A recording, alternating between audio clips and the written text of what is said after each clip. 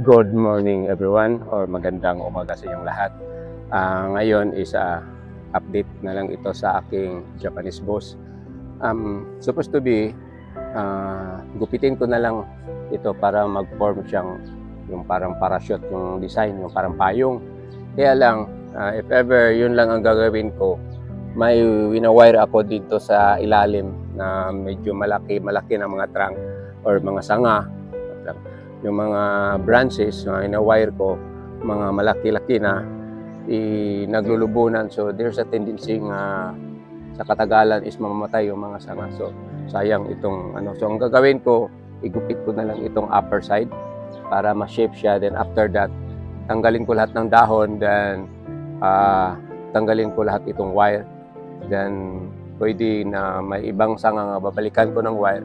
May iba namang sanga na hindi ko na babalikan. So para ano lang, kasi hanggang dito na sa baba yung mga dahon ng mga sanga. So this is one of my collection, Japanese boss. So diretso na tayo sa paggupit.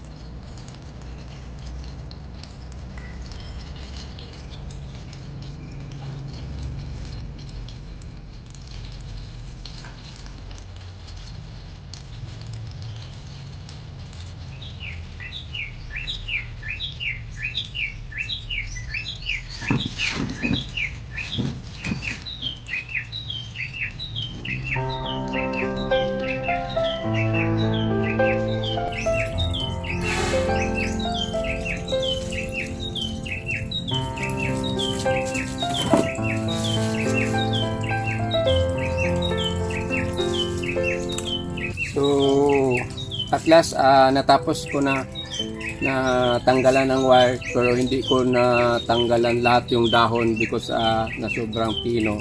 Importante na linisan na dito. So ito ang itsura niya for, I think it is a third pruning of my Japanese boss. So dito lang banda ang iniwanan ko ng wire kasi hinila ko pababa. Then ang gawin ko na lang dito kasi tinanggalan ko na ito ng wire. So puro na lang hey!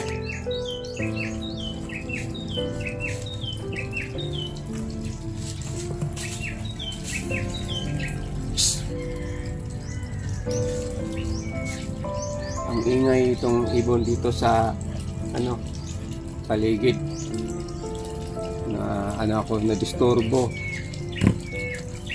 Lumipad sa malayo. So ito ang itsura sa 360. So sa personal maganda siyang tingnan because it's very old na siya. Pero sa video hindi ko alam kung maganda pagtingnan. So kuha ko na.